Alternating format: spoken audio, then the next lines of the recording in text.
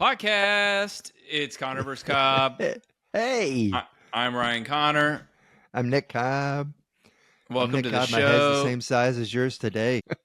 You were saying something about your eyes right before we started recording? Oh, I think I told you guys this before that I was just looking at my eye right now and I'm like, what's up with my eye? Why haven't I noticed that before the age of 47?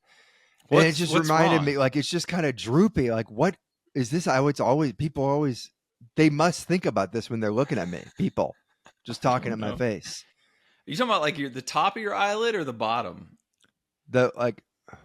That you see that right there, like the bottom of my eye, it's how it kind of sagging, just like you gotta give yourself a break, man.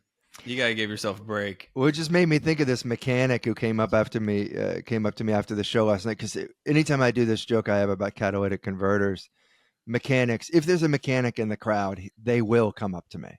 Yeah. And last night he came up to me and he was just breathing his Coors Light all on my face from inches away. And that's all I could think about, to where I was trying to angle out of it without being rude.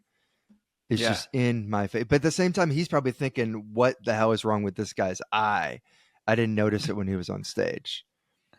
Well, if you don't know Nick's catalytic converter joke, it's something like this. He's like, what if I don't want it converted? I don't want it converted. I don't need a catalytic converter. I just want to leave it as catalytic. I don't know. Who needs a converter? It's really simple. It is. I used the old Judy Carter act out from the comedy Bible I learned. What if I don't converter? Want it? What are we converting? It's a car. It doesn't turn into a plane. What is it? It's just a car, no car. How's that converting? Can you convert it into some cash? I'll take some of that. No, okay. So you're saying about my eye. So the last time I was at the getting my eyes checked, they're like, it's not that there's anything wrong with your eyeballs. That's what they said. Which is just for some reason that's an odd thing for even an optometrist to say. There's nothing wrong with your eyeballs. It's that your head is separating your eyes, like you're it's turning the into a earth, hammerhead. and and the plates are shifting, and that's what I'm thinking. It used to be all one landmass, and now it's separating. Right, and pretty soon my eyes are going to be above my ears. All your features were on top of each other, and they're finally spreading out. And you're eventually going to have Antarctica and Africa here, just completely spread. Basically, my reaction, and then theirs was, well, you had a good run. You had a good run with your eyes where they're supposed to be. Does it make you think you should go to a different doctor? Because I don't think that heads are really like tectonic plates like that. It makes me think, it was kind of the point where I'm like, okay, this is the one thing I don't have to get at Costco. Yeah, I'll get everything else. I don't have to see the eye doctor there. But I will still get my tires and my bupropion there. So this was a doctor at Costco who told you your head is separating.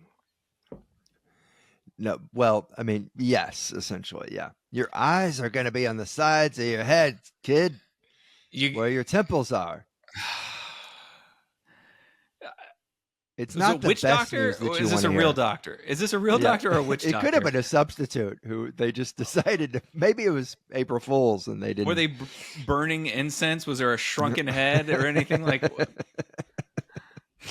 No, it was really like I got to break some bad news for you. Your eyes are going to start separating. If any we don't know when, but they're going to move fast. If any skull doctors are listening and you want to weigh in on this, and let us know, does the head actually separate like that? I don't think it does, because how would it? For once, I hope you're right. No, that's what a stroke is. It's like an earthquake for the skull. No, it's just that's what it sounds like. It's that fucking. Well, this would be a question for your other podcast, that the baggage podcast, where you have like a marine pilot and a neurosurgeon and a mailman and you. Yeah. That's true. Well, dude, I think I told you on that podcast we had to do an ad for a non-alcoholic beer, and I had a hard time selling it, And when why do you say that? You're not a big drinker. I don't think I've ever seen you have a drink. Other than even more so. Than what's the point? So yeah, he was like, "You ever drink non-alcoholic beer?" And I said, "No." And he said, "Why not?" And I go, "Because it's embarrassing." That's really the crux of it. It It makes is. you look like you have a serious problem. They And used to say they used to say when you're going to college, like, some people would be like, "Oh, only reason people have beers at parties is it's just a social crutch." And maybe that's true, but that would mean that if you had like a fake beer at a party, that it's a social handicap. Like you're right, going in right, trying to prove something. Like I can still be cool with this yeah. fake beer. And the idea of just drink like some beers I think are delicious, but the idea of having one that also doesn't work is just baffling.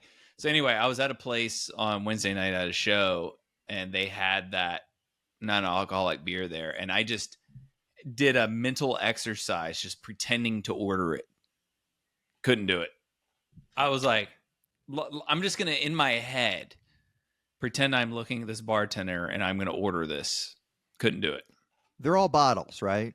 Am I or have they gotten into are Bottles there and drafts? cans. Bottles and cans. I mean, if you're putting those on draft, then you got a lot of taps at your bar. Yeah, you got quite a few, and you really got to You look must have yourself in the mirror. 700 taps if you're gonna throw your O'Douls on tap. Well, maybe like you go to Provo. You go to Provo, you do your dry bar, and afterwards you want to settle in and BS with the MC. You're like, let's go over there and have a pint of O'Douls. Maybe they You take you see up on that it.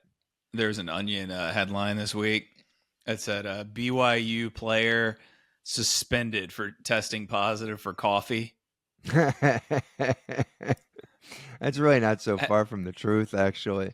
I think I Have I? found maybe. Did I tell you that like some when I did my dry bar shortly before that, they were telling me they were going to do their version of Oktoberfest, and I was wondering like what Was is it soup I instead of probably beer? did ask like is this O'Doul's and stuff? Is that what that is? And they said no, no, not at all. We do chocolate milk. It's a chocolate milk Oktoberfest, whatever it is that they called it. It was like all different kinds of chocolate milk. Swear to God, I was thinking it was going to be like a pumpkin bisque, and you topped it. You topped it. Chocolate milk. How'd you meet your mom? Well, I had 16 Ovaltines when I was in Utah. Just Oh got my carried away. God. Struck up a conversation. Yeah. Both just farting for 3 days, and we were going to the same fart refuge outside the bar. I did one of those dry bar things too, and it's this Yeah, room in you were Provo. lucky, man. You only had to do like 23 minutes or something. I did like 40, but no, you're right. No, everyone did 25, I think.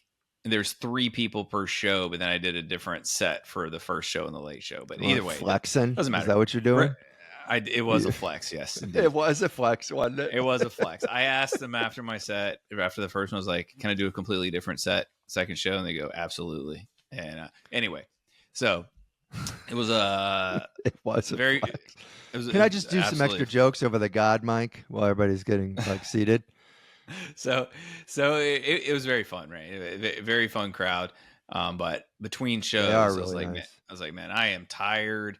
And at this point, this was like end of 2020 or something like that. It was like I hadn't been on stage in like a year at this point because of COVID, and like I was waiting to be vaccinated to record, and I think I'd done 3 sets before this or 2, whatever it was. And I go to the coffee shop across the street. And first, I was surprised there was a coffee shop because the Salt Lake City airport did not have an official coffee shop until several years ago. I don't know if you remember that. I used to go there. You had to go to this one newsstand type place that had coffee, but it wasn't a coffee shop. I'm surprised because I've flown in. I mean, everybody flies through Salt Lake City. I mean, like, there's tons. It's a nice airport. There's tons of stuff there. It's one of my favorite airports because the views too. And everyone's so nice there. But yeah, you used to have to go to this like newsstand place, and there was like coffee in the back. And this might be like 10 years ago, but whatever. So there's a coffee shop directly across the street. I go over there, and as I'm going in, there are people doing karaoke out on the street. And I'm like, man, this is the quaintest thing ever. It's like karaoke, but no one's drunk, which is that's another level. And they're all like, supportive. yeah, to Wow. do karaoke, I can't imagine anyone doing karaoke not trashed out of their minds, right? There, it's like, oh, let's karaoke. So they're doing it on the sidewalk I think it's too. so sweet. So they're singing some sort of like pop song as I go in, right? I can't remember what it was. I get my coffee. I come out. A family of like 10 is singing a church song karaoke. What? Yeah. What church song? Like I a didn't know. hymn? It was like a Mormon one. It was like a Mormon hymn. Yeah. It was like a wow. like one of the, like a Mormon super family. And they're all at karaoke. And people are like just watching like, oh, this is, I mean, if you didn't know better, you would think that everyone was on some sort of sedative. I mean, my jaw is on the floor right now. I can't. They were singing. It was just like, yeah. Okay, so they were singing a hymn, and the words were hymn. on the screen, so it happens often enough. It's in the system, yeah. And this is like a crowd pleaser. Yes. It was a crowd pleaser. Everyone was locked in. Bring out something from the hymnal, man. Yeah. These people are about to leave on us. Unbelievable. It's just 10 people, and they're like, and he shall bless you. It was really...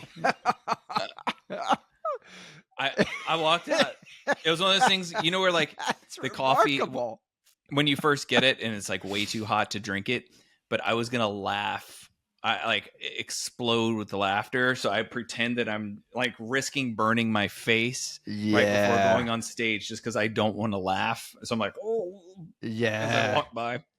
Oh, I would absolutely do that. Did you follow up afterwards with like, let's get some Pink Floyd going in here? Yeah, get some Tool. That was the second time in my life I ever did karaoke. Was our company holiday party for the show we work on, and I did. It was our friend Christian talked me into joining him for like some duets, and we did all the Marvin Gaye, Tammy Terrell duets. Okay, no, we did not do that. I mean, that's not unbelievable. Yeah. Who's singing Tammy Terrell of the two of us? Anyway, I figured Christian would do both, and you would just kind of occasionally throw in. I'm just like during the chorus, the dancer in the back. Yeah, I mean that's better. But the thing that the reason I was like, okay, I'll do it is because this one guy who was a night editor, he just kept doing Tool songs over and over, which like Tool is an awesome band, but at a company holiday party karaoke. That is even a TV show, weird. even that you have to have some kind of decorum, right? And the other thing is, it's a night editor, so no one knew him. He doesn't work. Everyone's just like, if you don't know him, like, oh, that must be a night editor. And he's just, I mean, literally did an entire album. Yeah, and they're looking at him like that guy's gonna stay a night editor. That's what. That's where he belongs. Yeah. He locked in his shift there. Dude, Amy's last birthday, I booked one of those karaoke rooms. That's what she wanted to do. But we only have like one friend here. And the room was quite big. And like, you get 3-person rotation. And you really don't have a whole lot of downtime before you're going back up again. I've got a couple of classics I can do pretty easily, but I had to start going deep in. I did Rodeo by Garth Brooks, which is a super fun song. Never heard of it. What? No, I never heard of it. Yeah, I guess the song's kind of canceled now, but a fun karaoke tune. But dude, I got to tell you, we were talking about the mechanic. Wait. Yeah. I need to know. Oh God, you're still in the mechanic. I'm sorry. I have more karaoke questions. No, I wasn't still in the mechanic. I wanted to jump back and make sure I didn't. Can I ask you something? So when you rent a karaoke room, is it like by the hour? Yeah. And so how long do you have the room? For however long you want. I mean, it wasn't packed or anything. Typically you get like 2 hours. You think I've done this a bunch of times? I don't know. No, I don't know. I'm doing it every Saturday since I was 20. So yeah, I'm just trying to figure out if there's 2 hours three of seems you. About right. If there's 3 of you, let's just say the average song, including time between, is 5 minutes. So it's 12, 24. So each of you singing about 8 songs. I think there's a way less time between songs than 5 minutes. So you're singing like 10 songs each. When my wife is there, she'll fill in like as soon as you're done. She's like, "Cue it up, Britney Spears. Pick whichever one you want. I got it." Just and then when someone's is no singing, time. is it undivided attention, or can you just like focus on some chicken strips for a few minutes? Or is that when it's disrespectful? 3 people in the room, it's pretty much undivided attention. That's what I thought. And do you have to be like into it, or can you just be like? I mean, it's like if you ever like spent the night at a friend's. You had so many brothers. Maybe this didn't happen. Where like you try to play charades with one person. It's kind of like that. Like, what are they going to look at?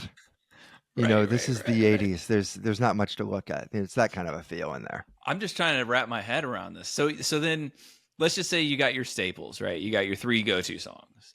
After that, are you just kind of throwing your hands up in the air and you're like, I guess I'll do My Girl? Or is it like, Nick, you should sing this? Like, how does it keep going where you're doing like 30 songs? No, nobody knows my limitations in singing more than me, so I'm not going to take a whole lot of requests. Okay. I take one request and just take a steaming shit on it, and then they're just like, you know what? Let him choose what he wants to sing or whatever you want to call that. That's what I do. And are you a showman when you do it? Sure. I mean, if it's like a full room or something, I try to have some fun with it. Yeah. Because I've seen you host shows and stand up where as a host, you just sit on the stool or not sit on the stool, but like you'll lean on something or you'll put your foot on a table and you'll kind of cross your arms. Are you putting that kind of energy into karaoke? You're trying to say I'm not a good host? Is that what you're saying? You're a comics host is what you are. I can be a real host. I can be a crowd host if I want to be. It's just like in that room, what he's talking about is a wine bar host. That's what he's talking about. Which in a small show, it's when you host, it's very entertaining to comics. Thanks. Look, man, like there's nothing worse than a comic that does not know the number of people who are in the crowd and the size of the room. Yeah. And, you know, some people like there was a period in New York, maybe it's still the case, where people do like they'd clear out their apartment and they do a show there. And so you're doing a show and it was a good show, but there's still only 12 people there. And then somebody would come out like they're a yell leader or something, like they're at the Apollo. Like, but I'm on your futon. Why are you yelling in my face? Why do you keep on asking me to give it up for the next comic? He's my roommate and all the rest of us here are neighbors. Like, what are we doing? You know, there was the best case. I did a show at a small, weirdly laid out room in LA. There were maybe 8 people there. They were about to call it. And this guy was begging for a spot. And my friend Leah Doobie gave it to him. And he wanted to practice his audition set that he was going to do the next day. But the audition set was not for some night spot. It was for a warm-up comic. So he was auditioning to do warm-up for a crowd of 8. And we're like, you sure you want to do that? He's like, yeah, man, super high energy. I'm going to bring the energy to this room. And I'm like, there is no energy in this room. It's a vape store. They don't want that. It's really, like you said, it's off-putting. And he went up there and he just did written crowd work on, 10 out of 10 energy scale for 6-7 people. It was just, it was just tire fire. And I loved it. Who's from Riverside? Who's from Riverside? If you're from Bakersfield, let me hear you say Bakersfield. And you're like, everybody's already clapped. People. Everyone's already told you where they're from. Yeah. Guys, it's great. If you've never been to a live TV taping, the warm-ups, it's like, I'm sure a lot of them are real, are comics. They started as comics. And I'm not talking about like Daily Show. They have like real comics. I think it's a really hard job warming them up. It's extremely hard. So I'm not talking about like comedy, like, like late night shows and stuff, but like let's just say like a Price is Right, or even like a live studio audience for a sitcom taping. first of all, they're talking for probably a combined 3 hours. Yeah. And it ends up being, it's like not stand up at all. It's just like trying to keep people engaged, asking people where they're from, finding reasons to give away Apple gift cards and stuff like that. It's could not be further from stand up. So the idea of someone doing this on a show is amazing to me. Like where it's like, okay, whoever can guess my birthday gets a Best Buy gift certificate. Are you ready for your next comic? Yeah, I remember Jonesy from New York. He'd run all those shows in the hostels. Really funny comic. But he was like so used to running shows in weird spaces like hostels. He ended up getting a gig for Reba McEntire's sitcom. And he told me once that he was given like a minute heads up or 10, maybe even 10 seconds heads up that it's like, you need to go stall for like an hour, hour and 15. We'll let you know. Boom, go. Yeah. And he just like, he's the perfect person for that. But you basically have to have a dance contest. Yeah. What do you I've known, right, exactly. I've known people who did Daily Show in like Jon Stewart's first run, and that happened. Like I know one night he threw out the entire show right before they were going to tape. Like right at like the host is about to bring, or the warm up is about to bring him out, and then he gets word actually John's throwing away the whole show and rewriting it. God. Yeah. And so how much time did he have to kill? I think it was another hour. Oh my God. It's like at that point, why keep the crowd warm? Just let them do what they want, and then Just come tell him to back go to the 10 bathroom minutes. and come back. Like, see you guys in 30 minutes. Just come back 10 minutes before you're taping. There's Yeah, no reason absolutely. to keep them on edge. It's like if you're doing a show, you don't want the crowd to be engaged for an hour and a half before you go on. You want them to be loose, doing whatever the fuck they want, so they're not tired by the end. But last night I did a show and it started 15 minutes late, no big deal. But then the booker of the show, or the booker's booker, did like here's the next like 10 weekends of comics. And he did that for 20 minutes. He announced all 10? Yes. And he talked in depth about each way. And he clearly had like rapport with the crowd or some of them. But we're talking 15, 20 minutes. So they have been, if they got there 10 minutes early, they've been now there for 40 minutes. And then the host goes up and does 40 minutes up front. And he is the booker. And he's like, I'm going to do 15, 20. He goes up and does 40. And when he comes off, I'm like, man, you do not want me to go up there and do the amount of time that you wanted me to do. Have me do like 15 minutes. They're miserable at this point. Like they've been, I just don't understand. Yeah. Like what do you think that you think, are you paying this crowd a day rate? Is that what you're doing? What do you expect them to do? It's so offensive to do that much time up front that I can't even, I'm 40. speechless. 40. Speechless. Yeah. So I had a lot of fun actually in my set. Whether you're killing or struggling, it's absurd. Yeah, I won't comment. So mechanic came up to me after the show and he was talking about, he's like, man, I loved your converter stuff. I love all this stuff about stealing converters. And he's, really nice guy. And then after, you could tell he had an agenda and I was just waiting for it. And here it comes at the end. He put his hand to the side of his face like he was whispering. He was whispering, even though there was no reason. There was nobody else around. There wasn't some line of people waiting to talk to me. And he goes, those people that steal converters? I'm like, yeah. And he, not them, but I know there are people. And he's like, they're all crackheads. They steal it so they can sell them for drugs. And I'm like, yeah, man, if you're willing to climb underneath somebody's car at noon in a major street and use an electric saw, I'm pretty sure that you're not going to donate it to an orphanage. What do you? I think it's probably drugs. I don't believe this because it's very hard to do it, especially quickly. I don't think you can be under the influence of anything other than like a stimulant, like that's going to keep you even more locked. I think it's just crime rings because they sell them for thousands. He gave me the whole brain. That is exactly what I said back to. I said, There were Yeah. 4 people. I saw mine happen on a video security camera, and they Yeah. had it down. They Yeah. had I don't think. somebody on the corner watching for anyone to come in. They knew which car they had already stolen a converter Yeah. from, which was my other Prius. They knew Yeah. that, which was 6 months before, and they Yeah. knew it. And they went to the other one. They were in and out in 1 minute, no problem. So there was Yeah. it's Yeah. Crackheads aren't known for being like terribly enterprising, you a know? well-oiled machine. Yeah. Yeah. Yeah. Yeah. Yeah. Great But with their he hands. really wanted to say like they're selling this Yeah. for drugs. I'm like, so is it not enough that they're just committing a crime? Like Yeah. that's Yeah, exactly. Also, like, as if you had some sort of misconception where you're like, dude, I thought UNICEF was doing this. Like, yeah, what? that's what, my point. Yeah, right. Goodness. Wait a minute. I thought There's this some would sort of all malintent. this money went to the no-kill shelter down the street.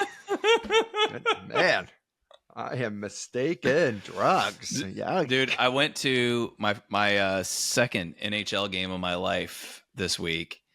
so fun. Super fun. And So fun. a fight broke out, and you know what I realized? That was the first time I'd seen a fight as an adult. Between players or fans? A fight in person. The first time I'd seen a fight in person. I know, but I mean, I just out of curiosity it was the players. Yeah, 2 players fought. Yeah. well, that's bound to happen in hockey. Yeah. I realized, I was like, in high school, I kind of saw a fight one time. And then like elementary school, I saw a few dust ups, you know. But proper fight, both people duking it up, first time I've ever seen it in my life. Man, Aside from when I was in 10th grade. I get it. And it's bound to happen in a hockey game, by the way. But when my brother, who's 4 years older than me, he was like, man, and I'd seen a bunch of fights in junior high, like all the time. And there's this crew of guys that we called the Deaf Boxing League in our school because they were all, I can't even get through it, but it's true. They were all like 6 years older than everybody else. And they would just go up and take your money, you know. I was basically like, dude, do you want to check or something? Like, I can't. What am I going to do? Take There's you like all bullies who would come up and take your money. Yes, and Why are they called the Deaf Boxing League, Nick? because they were a group of hearing impaired guys. Oh, they were all hearing impaired, and they would. They were bully all people hearing impaired, and they beat the shit out of people. And I saw it a lot. Oh my god! You know, I hope that they clearly didn't go to. They either did not move on into high school, or what, or maybe I don't know. Maybe they switched high schools. But my brother was always telling me, like, you think you've seen something with that boxing league? Just wait until you get to high school. You're gonna see. I saw a guy almost get curbed the other day. Like it's like American History X or something. Right. I'm like, what? And you know what? 4 years of just like birds singing. It was nothing. I never saw a thing in high school. People had a blast. People got along. Yeah, that's what I was kind of told the same thing. Like, I think it was my brother trying to scare me. He's like, "Oh, there's gangs. You know, if you go down this hallway and you know you're not in this gang, oh, you know, it's like, why are you messing with me?"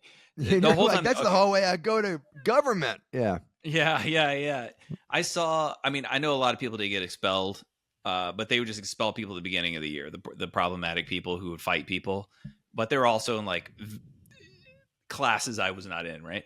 But the crazy thing was, I think it was my sophomore year, the school had to ban cleats in school because I think some rapper did it first, and then people started wearing cleats at school, and they said you know, it was messing up the floors, but then the rumor was a few people got the shit kicked out of them with cleats, and that's why it was happening. And that's pretty good rule. Pretty good rule. Why would you wear cleats to school? So one morning I saw one could make a pretty easy comparison to our country and things that hurt people that could be why would you do it? Limited in some way. Right. So yeah, all I saw one morning, I saw I walked into school This is before school started, and I see a drop of blood, and I keep walking, and it just keeps getting bigger and bigger. And then I see down the hall someone's running and holding their face. Right. Another time, I'm going down the steps, and I see a bunch of hair that had been pulled out on the step. Yeah, sure. Right. Which terrible place for your hair to get pulled out on a step. That means you probably went down. The only time I actually saw anything happen, this kid's getting bullied, right? And the guy keeps messing with him, and then the bully just unleashed. And as soon as I saw the bully had the upper hand, I just walked away. I mean, I wasn't trying to watch anyway. I was trying to get to band. It was, it was. Sorry, kid, can't help you. Yeah, there's a trombone waiting for me. It was at like the sophomore lockers there as I'm trying to get to band, and yeah, I didn't use lockers. It's so sad. There's a guy just waiting outside a band for anyone, whoever comes out. I'm going to beat the shit out of him. So is this why you had a certain class today? You're preparing for the boxing league? No, I wanted to tell you something else. A dude came up afterwards, and I was telling you how long it took for the show to start, right? How long the guy talked about like your upcoming comics. I mean, he was going read the whole syllabus. Months out from now. Like, remember Chris Kattan? Remember that character he used to play on what's that show on Mango! Saturday Night Guys? What do you call it? Oh, this is how he's actually saying it? Yeah. Just like on and on. Like it didn't occur to someone like, hey, what would be the best way to promote your room would be to just have a really fun show, not to just talk about future shows that are happening in June. Yeah. So this guy came up to us after the show, and ended up being a good show. And he came up and he's like, "Man, that guy took so long up front. I almost started booing. He almost started booing the guy who was talking about future shows." And then he pauses for a minute as we're just like, yeah. And he goes, "I got to ask, man, this has always been on my mind. Where do you guys go to buy and sell jokes? Is there an online marketplace? Is there an online marketplace?" Like, wait a minute, which guy said this? This guy came up and he said he was going to boo the guy, blah, blah, blah. And then he asked some other questions. And he said, "This is the one I've always wanted to ask." Like, he'd been leading up to it. And like, so where do you guys go to buy and sell your jokes? To buy and sell. Like, yes. It's an actual marketplace. Yeah. I got a broker. Like there are magic shops. Is it that kind of, like he thought it was like that? Yeah. So for $75, you can say this to people in Schaumburg. Yeah. Like what, right. How would that work? Yeah. He was, I don't know, shocked, but he was definitely surprised when me and the other comic were like, it's not really a thing. And he said, he goes, "Have you ever thought about copywriting your set? Like it's like a play?" Like, no, I've never. Yeah, you can't do it. You're not allowed. Never really heard that. But he was, he wanted to get into the weeds. Yeah. You know the rule on that? The reason you can't is because if someone just changes like 5 words, then they can do it. They can steal your act. Oh, there was a guy who was teaching stand-up like online, writing books and stuff that I read before I moved to New York because I had nothing else to do. And he said that he copyrighted his act. Best of luck enforcing it. Yeah, exactly. Yes. And he was touting it like, "Man, this only cost me, $100. Now nobody can do it." I'm like, what are you going to do if somebody's at a Chuckle Hut in Little Rock? And what do you... Even like someone did one of my jokes on Netflix, like, was that 4 years ago now? One person did 2 of my jokes on Comedy Central specials. The Daily Show did one of my jokes one time. It's like the things that are super specific, you know what I mean? That right. There's no possible way there's any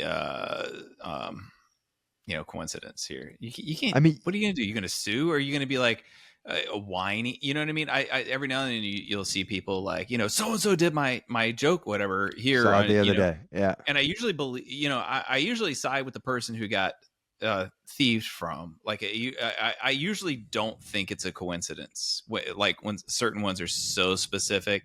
like one of our friends. I don't want to mention it here because I just don't want to get into it. But someone did one of his jokes in depth on SNL, and I mean it looks so obviously stolen. But it's like, what are you gonna do? You know what I mean? You just look like a whiny person if you call them out, because people don't understand. It's like, so my friend Paul, who he does all my social media stuff, right?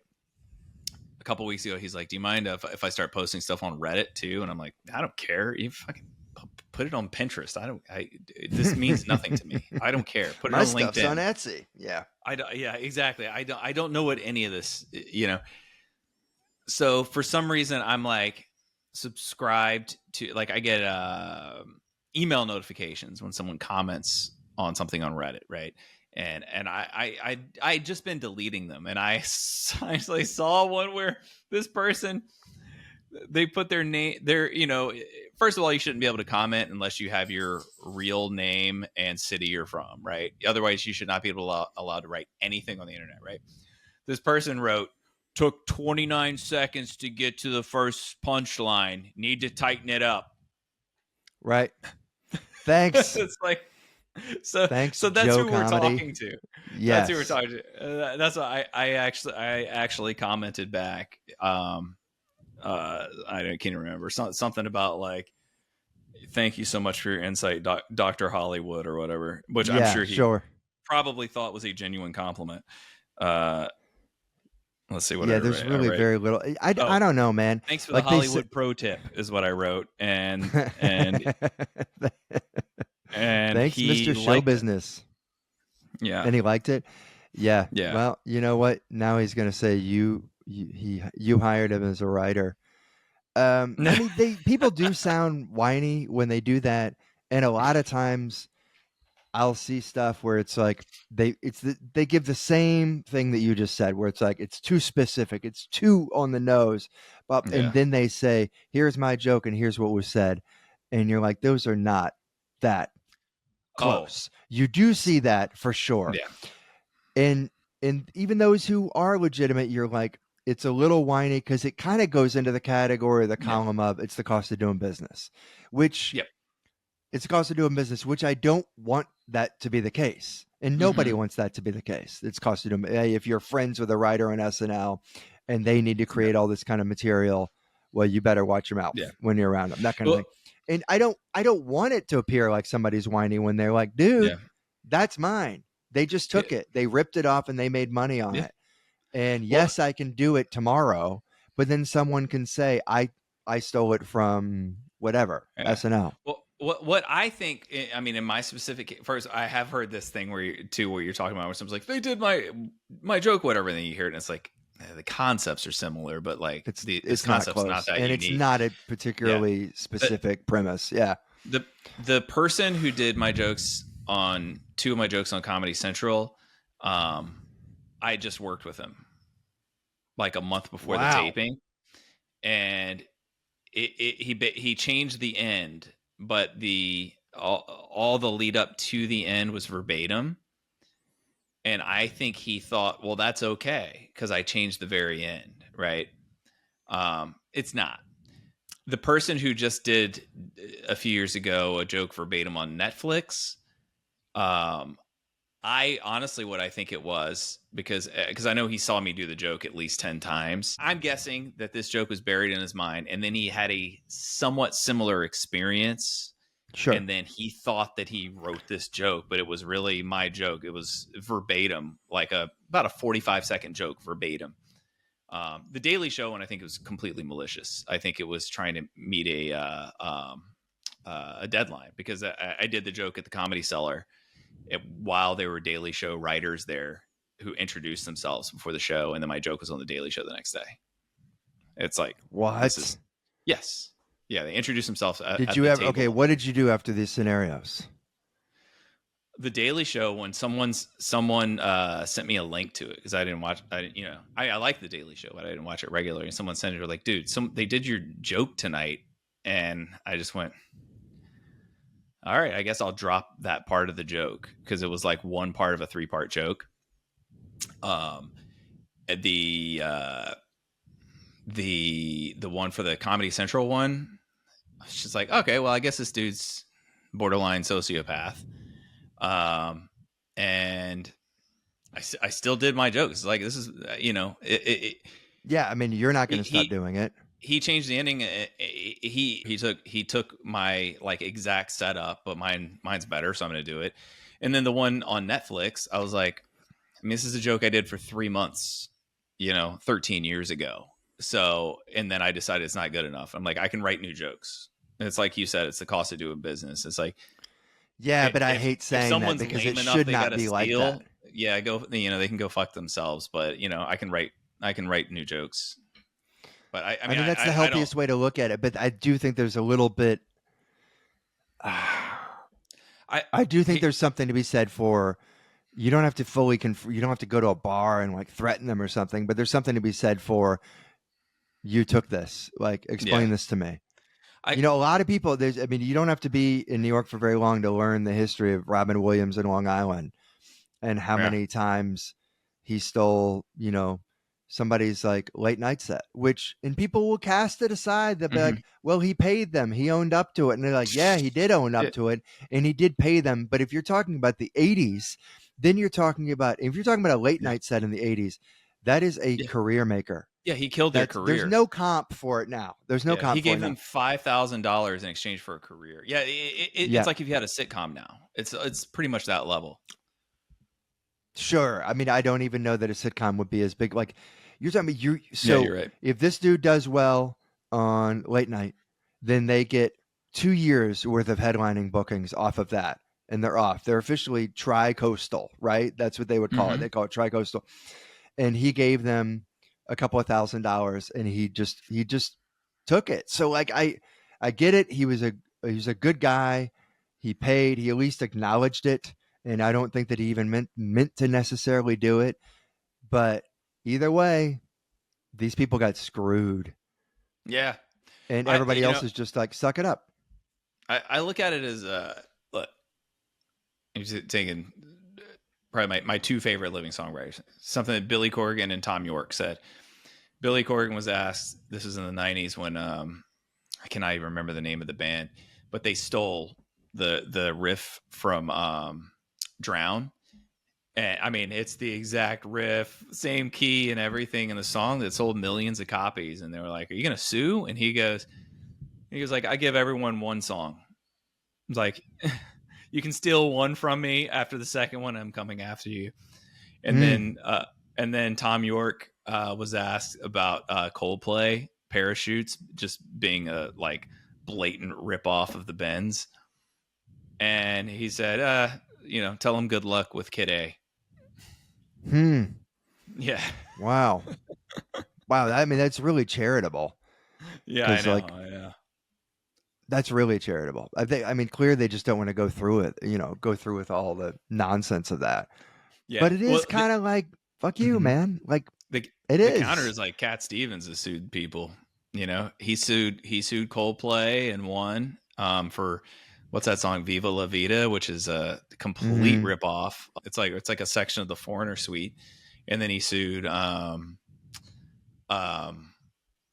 Flaming Lips, one of my favorite bands, but that song Fight Test is father and son. It's the exact same song with different lyrics. And then he sued them, and then Wayne Coyne, the lead singer of Flaming Lips, said, well, we were doing that as an homage. It wasn't meant to be theft. And they're like, well, of course, if it's an homage, you have to credit them, and it's co-written by them then, and you did not do that. So that's then the judge lame. That's so lame. So then the judge awarded the song to Cat Stevens. So like they profits for that song go to, it's either a 50-50 split or it's even all Cat Stevens. I can't remember. I wonder what it's like when they see each other on the street, like what a fun, that's a fight I'd like to see at a hockey game. Yeah. I don't know if Cat Stevens confronting the plagiarist. I picture Cat Stevens just hanging out on a cliff in Kathmandu, and he hasn't come across another person in 40 years. But I don't know. God. Oh man. So hold on. We got to get to this. You did jujitsu? Yeah. I did a class. Why? I was really, really scared. Today? Yeah, I did a class today. Yeah. You got cauliflower ear yet? What does that actually mean? Does it mean that my eyes are separating? Because if so, Yeah. yes. It's from a headlock. Your eyes separate. No, it's like the layers of cartilage in your ear separate, and like instead of being one layer of like collagen, I guess it like separates like if yarn frayed. You know what I mean? And it goes from being Interesting. taut to opening up like that, and you can't bring it back together. Oh, no. Thank you, and I guess I'll never go back. No, No, I think it takes a long time. I just got pushed on the ground a lot. It was pretty. I mean, look, dude, it's like that's what it is. Your free class, free class. Okay, we're just gonna push you. You need to practice falling down on your head as the whole It was time. really that. No, I mean that was a bit, like you got to practice falling and like maintaining balance, and you always need to be in your fighting posture. I'm like, okay, you Don't need to be in clearly a like fighting grew up a posture. different way than me. You always have to be in a fighting Yeah, posture. always being fighting. Going Where do they think you're hanging out? right. Do you know where we are? We're in Pleasantville, basically here. But yeah, Yeah. um, You're very tall to be pushed down, like to have to do that fall over and over on your back. yeah, and you slap That the sounds ground brutal. when you fall. You slap it as you're falling, and then you Is that tuck to your head intimidate your in. opponent? I don't know what it's for. It is like a thunderous clap on those blue mats, though. Like it Yeah. makes you sound like whoever did. Like I think that it would be an ego boost for whoever pushed you down. They'd be like, "Damn, I'm so strong." Yeah. Like Thunder I almost slammed brought it. the building down. Yeah. It's like Yeah. boom, and then I don't know. One time I didn't tuck my head and like I slammed my head on the back of the mat, but whatever. It's like at this age, I'm like, you can try something new.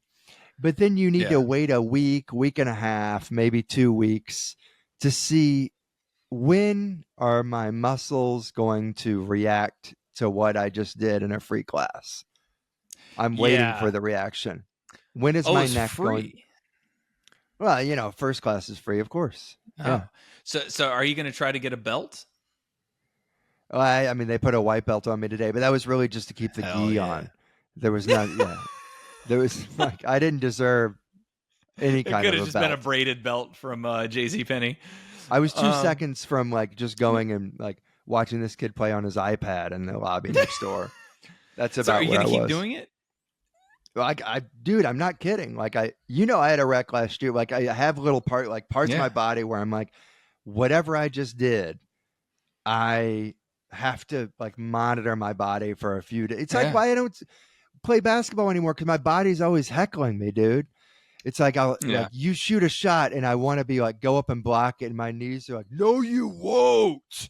You're not gonna block shit. It's like my bones are just screaming at me all the Oh time. man, I want you Yeah. to become a jujitsu douche where you're Why do just you think obsessed it's with so? it and you're doing There it was a constantly. there was a dude with a really long beard and just like it was, it was pretty broy in there, and they looked like they'd been there for Yeah. for years and years. But like, I'm sorry, but I'm running out of things that I can do, Yeah. and I'm not that old. Like, I don't want to right now become like, well, Amy and I go for long walks every day. I'm like, come on, can I do something? Or Yeah. do I still have to take yoga classes off my phone? Yeah. Yeah. I mean, yoga's good for you. I always, if it was a self defense thing, I'd want to do like Krav Maga and just be like, I'm going to do 4 classes.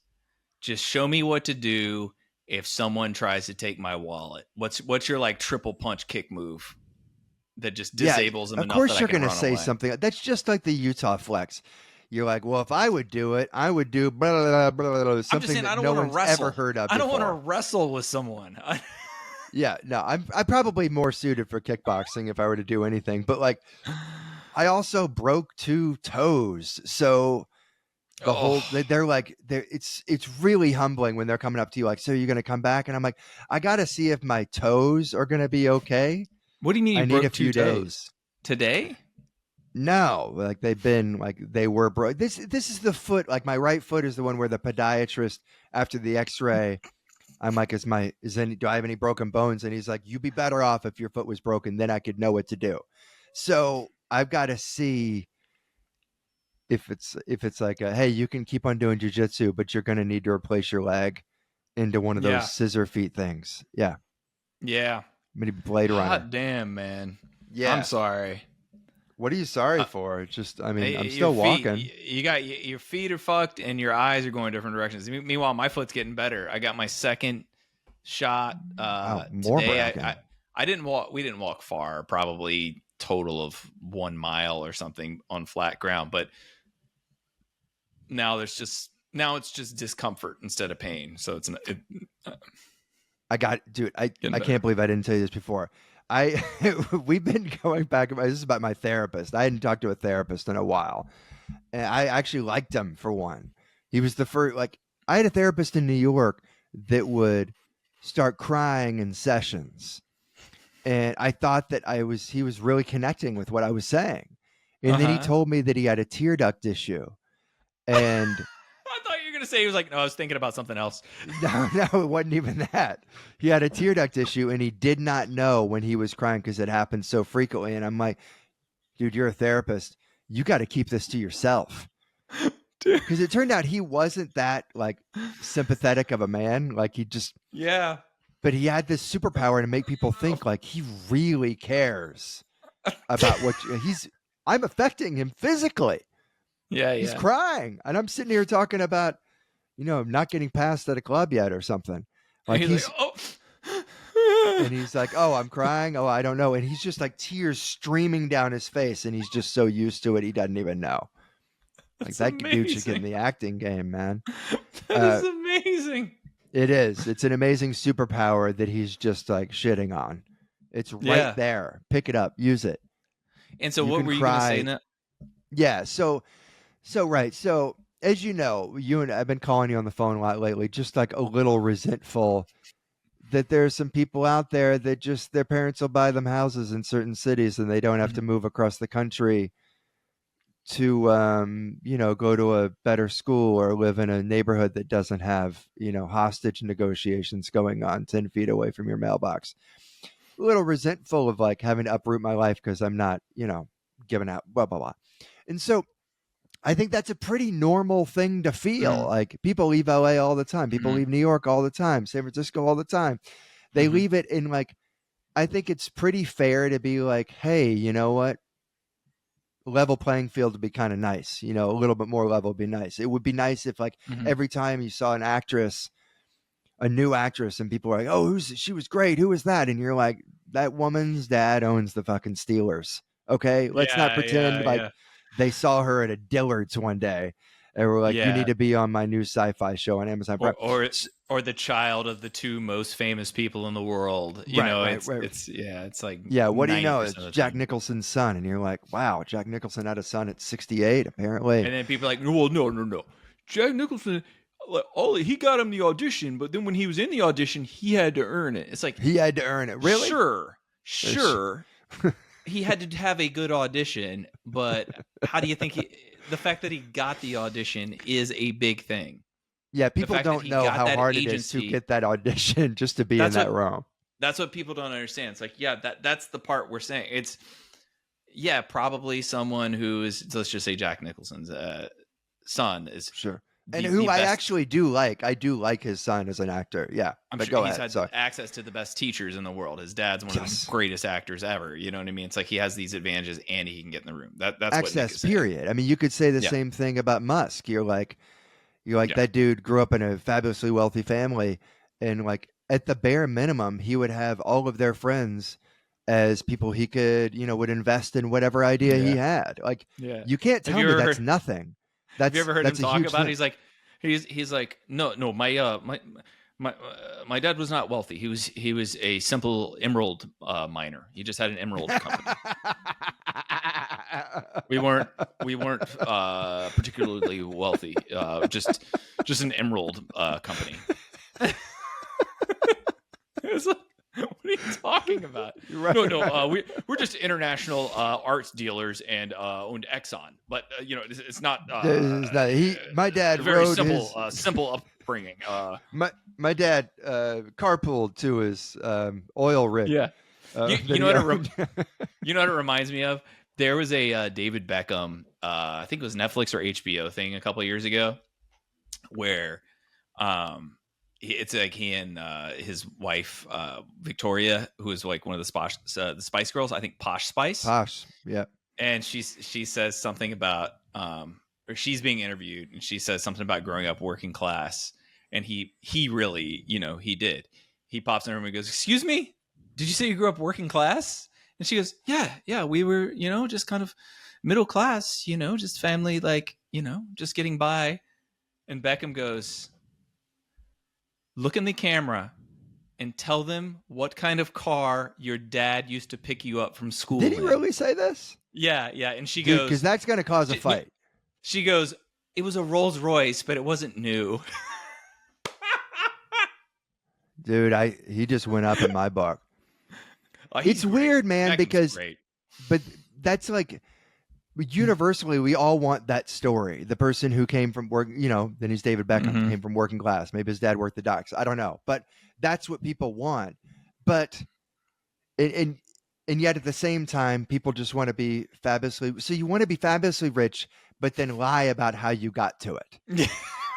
That seems to be how it is. So anyway, so I'm talking to my therapist about how, like, look, man, I'm not going to try to change my mind about this.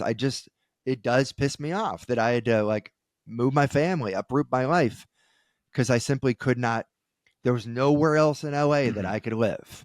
It just, and we had just seen a hostage situation, and we had just had a guy, when we were going to get the mail, walk past us with a machete, and he was not a gardener. Okay. So at a certain, he had a machete. We called the cops and we wasn't said, bushwhacking. And it got to the point where it's like, the police are like, "Oh, machete guy? He's over at your place? We've been tracking him." I'm like, okay, so that's why the helicopters are there again. And like, so we just could not afford to live anywhere else, whatever. So I'm like, a little, like after you spend 10 years there, it's like, so my therapist after a bit is just like, he just goes, "You're bumming me out." Are you? I'm telling him, like, yeah, I'm just a little annoyed, that I had to uproot my life. He's like, "Are you always this negative?" I think my therapist is like quiet quitting on me. I think that's what he's doing. Are you always this negative? Hey, can you try to be a little more peppy in your next therapy section, please? After 20 minutes, he just starts looking at his phone. Dude, I looked at my calendar and I thought this was going to be a fun one. And I thought you were going to pay me a couple $100 to make me laugh. He legitimately said, he goes, he's like, "Do you say this to, other people? Because like, no, people don't want to hear this." He said, "People don't want to hear this." That's what the therapist said. Sounds like this guy grew up the heir to an emerald mine. Yeah. That's how it sounds to me. God, I had to put on the same pair of overalls every time I went to that oil rig I owned. Yeah. I had to pull them over the same pair of Balenciaga shoes every day. It was like mind-boggling. I almost dropped him right then. I've always liked him, but I'm like, "You're quiet quitting on me, man." You might as well up and just. I wouldn't have been surprised had in the middle of it had been like, "You know what? You should really get a therapist." I wouldn't have been surprised if he said that. You should get a therapist. We're at an hour. Let me ask you my hypothetical, man. Yeah, let's do it. All right, here it is. So you get an offer for $300. $300 an hour you're going to make if you stay in a room. Doesn't really matter the size of the room because it's Spartan. There's nothing in this thing. There's just like a single... Like solitary confinement, or is it like, do I have a window? You got a window. A window, but you can't communicate with anyone. You're essentially in a cell, even though you're not in a jail, right? You got a twin-size mattress. You got a toilet. You got a kitchenette. But you're basically getting bad food. A Residence Inn. Yeah. So that's what you don't have any, no phone, no nothing. You can't, nothing. And books or music? No. In fact, Ooh. And here's the kicker. You're going to be listening to Seth Rogen's laugh 24/7 over a speaker. It's not necessarily that loud, but it's as loud as I'm talking right now.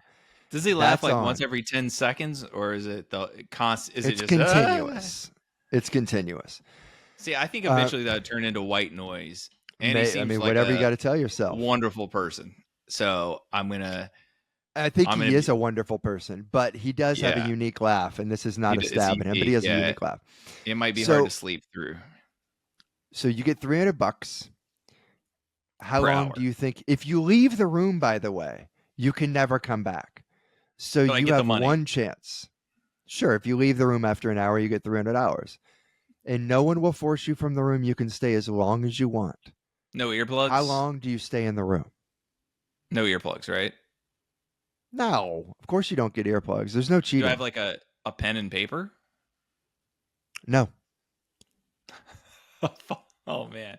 And I'm getting paid Is that 24 hours is a that a day, big right? difference? What's that? Yeah. It's a huge difference. All right, fine. Uh, Pen and no. paper, then I can entertain myself and decompress my mind. Why don't we say, Okay, yeah? What's the difference? How long can you last without that pen and paper? It's just okay. you. You're So $300 meditating, an hour. That's 7,200 a day, right? Yeah, that's 7,200 bucks a day. and it's tax free. Uncle Sam's not going to see this. So we'll just say 50,000 a week. Just about. I want to say I would go 6 months. No, with nothing in there. So you're just working out and meditating. That would be like 1.3 million. I I know. don't think I you could mean, do it. look, I know people come back from solitary confinement and they're really messed up, and I think it only takes like a few weeks to mess with you like that. But it might be worth it for that. I just go to your therapist. I mean, it is on one hand, like people would say this, like it's hypothetical, it's punishment, but on the other hand, it's an incredible opportunity. Yeah, it's I over look, it's seven. not It's over seven $1,000 an grand a hour. day. If it was $1,000 an hour, I would just do it for like 3 months, and you invest that well. You're set for life. Um, So $300, you're gonna try to so fifty you're gonna try. thousand. What was it? Oh, it's about 50,000. It comes out to about 50,000 a week. Cash in a suitcase. I don't know that you could do. I mean, you're a sane person. I don't. It's like it. You know what it really is? It's like you either have to go several months. You either have to go, I would say, 4+ months, or just use like a week of vacation days and do 9 days. It's like, you know what I mean? Because Yeah. anything in the middle, you're going to be like, man, I should have just stuck it out. Or like, man, I had to quit my job. You had to quit your job. Yeah, sure. It's like, it has to be a significant amount in order to quit your job. And like, Yeah. you don't want to, you're not going to quit your job for, $150,000. I don't know about that, but Well, I mean, that we is may, where but I land. I'm actually on vacation right now. If that opportunity were given to me, I would have started this morning, and I would go until Sunday night, and I would get whatever that is. That'd be a bit over. That'd be like 51,000 or something. So Well you worth. just do the 9 days, take a week off work, 9 days, Exactly. about And 60 some honestly, thousand. I maybe would do that if it were 1,000 an hour too, because it'd be hard to go like months without seeing my kids. I think I would do at the very least 2 weeks, make it a 6-figure deal. It's tax free, but the whole time I would hope I can do 6 months. But just knowing, if you go over 2 weeks and you don't go to 6 months, then you blew it. Okay, how about this? Same So I think it might be 2 situation, weeks. but you get to work. You get a computer. You can work. You can have a pen, paper, that Oh, stuff. Still Seth Rogen laugh. that's just And where I live then. the only thing you can eat is sardines. The only thing you can drink is sardine water. But I'm healthy though. Like you would need actual water. Yeah, but this is like I'm not gonna like sardine get water. kidney stones or anything. Okay. Nah, Yeah, I would do the 6 month thing then. no problem. Yeah. Yeah, All right. if I have my computer there and I could like write, just do something so I'm not going crazy. You know what I mean? That's the issue. Is I need to be able to. You have to have some sort of outlet, right? You'd write a whole lot of stuff. But my question is, how do you explain it to your live-in girlfriend, this situation? Do you always like, oh, okay, it wouldn't be anything. Yeah, it would be. I'm No, going you just away for go. 6 months, Yeah, you just go. I'm about to get fucking shit ton of money for listening to Seth Rogen laugh. She'd be like, hell yeah, which I actually enjoy doing. Yeah. yeah. I mean, why? Who would oppose this? A lot of people. I asked one guy and he said he would only do, and I asked with 10,000 an hour and he said he would only do 8 hours. He's like, I would just do enough to contribute to my Roth. I'm like, that is the geekiest thing I've ever heard. You can only do Contribute to my Roth 7 grand a and then have year some walking anyway. around money. Some walking around. That's what he said. He's the only. I hear him all the Yeah, time. I just Like, do it for an walking hour. around money. Just cover dinner. What you're leaving money on the table, man. What are you doing? You got to rank. I gotta rank them for you. So Rank Them is a game, and I have to tell you this every week. Nick, I'm not telling you the rules. This is for our new listeners. Rank Them is a game where I list 3 attributes. This is for the same person. They are identical in every way. You're going to spend the rest of your life with them. They're identical except for these 3 defining characteristics. You have to rank them. Number 1, you have to attend 30 terrible concerts per year with them. It is whoever is your least favorite band, your least favorite type of music, whatever. 30 a year, right? Like the Wiggles. That's 2.5 a month. But whatever is the absolute worst to you. Okay, 30 in a year, every year, forever. Okay. Number 2, because like, are they cut? Okay, I'm just trying to give them the benefit of the doubt. I mean, they are my ideal partner. Are they covering them? Are they like a critic? Is it for work? Just love it. Yeah, so we're paying for this. Yeah, you're paying. This isn't like on the company. No. You're paying for it. No, you're paying for it. What are you talking about? You're paying for it, and you should pretend that you're at least having fun because she's happy. It makes you happy that she's happy. I'm paying for the Wiggles. All right. Okay. Could be the Wiggles. Pretty sure this is going to be number 3. Number 2, you can never go to another restaurant together because she gets all of her calories from muscle milk. 100% muscle milk. All right. Every day forever. Refuses to ingest anything other than muscle milk. Is she jacked? No. She just cares about her macronutrients. All right. Okay. Number 3, does not wear shoes ever. Will slap some on when required, but only if mandatory. You're just going down the street. I gotta say, this is an easy rank them. Is it really? This is a tough one for me. An easy one. Yeah. I mean, the shoe thing just absolutely does not bother me one bit. Really? I would love to. Have you seen this? Have you ever seen this? Seen what? One of my brothers was shoe free for like 3 years in college. He went to a hippie school and just went shoe free everywhere. Dude, your feet get rough. You're walking down city streets barefoot. It's very, look a little bit unhoused, as the kids say. But that's such branch trimming. It's not. I mean, it's not like they can't go get a pedicure. It's not like they can't like the stuff that Amy uses. Like our whole bathroom is full of stuff like scraping feet. Just putting it like in this like little capsule thing, this egg scraper that she uses on her feet. Yeah, but she needs her feet to be rough so that she can walk down the Chicago streets in the summer and winter and have protection. No, now you're adding stuff on. No. You started with just I mean, she can do those things. I'm just saying, but then she's it's gonna fuck up her feet if she doesn't have thick calluses. If she's clearly not enough to make her want to put on shoes. That's easily number 1. True. Okay. Okay, you know what? It's kind of a tie. Like that doesn't really bother me, and muscle milk doesn't really bother me. as long as if she's this ideal partner, then she's cool with me occasionally like having a steak at a restaurant. And then I'll just say like order a glass of water and bring your thing of muscle milk. We'll stop at 7-Eleven on the way. You know, whatever. Wait a minute. So which one's number one? It's kind of tied. I don't mind either one at all. What? No, I really don't. I really don't. Like as long as she's not getting hypothermia, like if she puts on shoes when she needs to, like whatever. So the concerts last?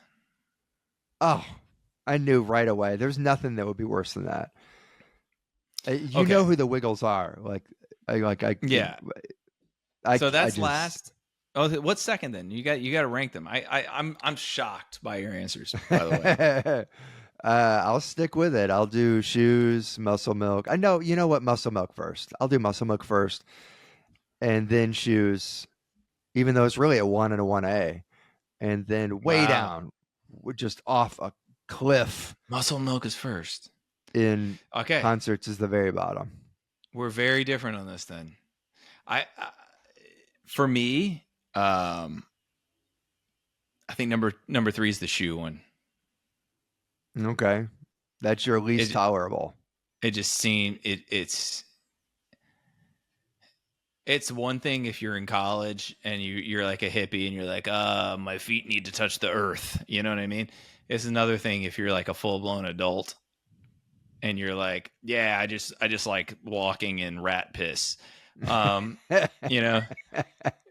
So that's number 3. And I would imagine that this would affect like the places that she can work. But again, you're saying ideal partner. So these two things that, you know, should contradict each other can both be true at the same time. So with just the structure of your hypothetical, it's saying that she could be an executive at a company, but also be barefoot. All right. Okay. Sure. She can have a real job. That's number 3 for me, though. She's not selling like rigatoni necklaces on the side of the road. Yeah. Number 2, only slightly better is the muscle milk one. Because I like going to restaurants, I like cooking, and I mean it is easier to cook for 1 than 2, to be honest. But that just seems so awful.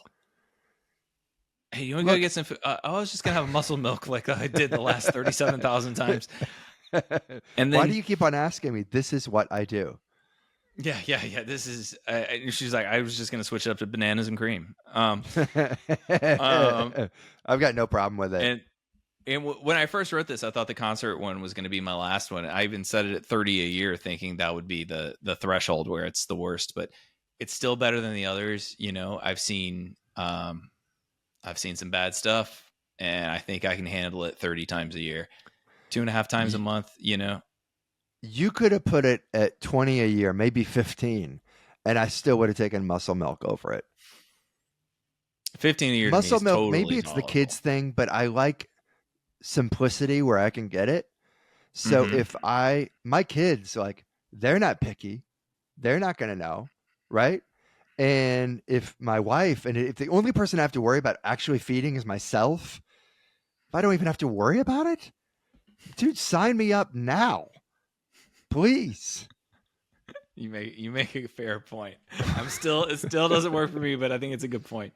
Well, guys, thank you for listening. Nick, thanks, anything guys. You'd like to promote? Yeah, I'm at CG's. I'm going to be headlining CG's in Bolingbrook. That's in Chicago? In the end of the Burbs, in the end of May. That's the thing that came to my mind. Okay. If you go to my website, ryanconnorcomedy.com, you can see, you can link to my special on Amazon Prime, my book, The Party, which is on Amazon Prime. That's a political satire. Get it?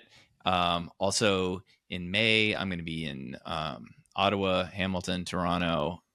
In September, I'm going to be in Philly. And I'm adding some more dates as we speak. So hopefully there'll be more next week. I'm just very slow about sending emails to people. I just love it that you're going up to that great white north and you're not coming back. You're spending some time there, man. It's great up there, man. You got to show them that we're pretty decent people, some of us down here. it's just Canada, man. It's nice people. They get jokes too, and I like it. It's like Utah, Yeah. but they're not karaokeing to the hymnal. It's I wish I had been there to see it. yeah. That My only complaint is it's cold. That's I mean, all. Montreal's That's a like beautiful city. yeah. Vancouver's a beautiful city. It's the only thing Canada has going against it is it's cold. Everything else, perfect. Chef's kiss. Love it. Well, thanks for listening. This has been Connor vs. Cobb. Don't forget to rate, review, subscribe. Leave or accuse us of various war crimes if you wish. Just get the people talking. Just a couple of guys palling around, coming out of your speakers, a beautiful sound. They debate, berate, and have a laugh or two. Connor v. Cobb, for me and for you. La la la la la la, la la la la. Connor v. Cobb, for me and you.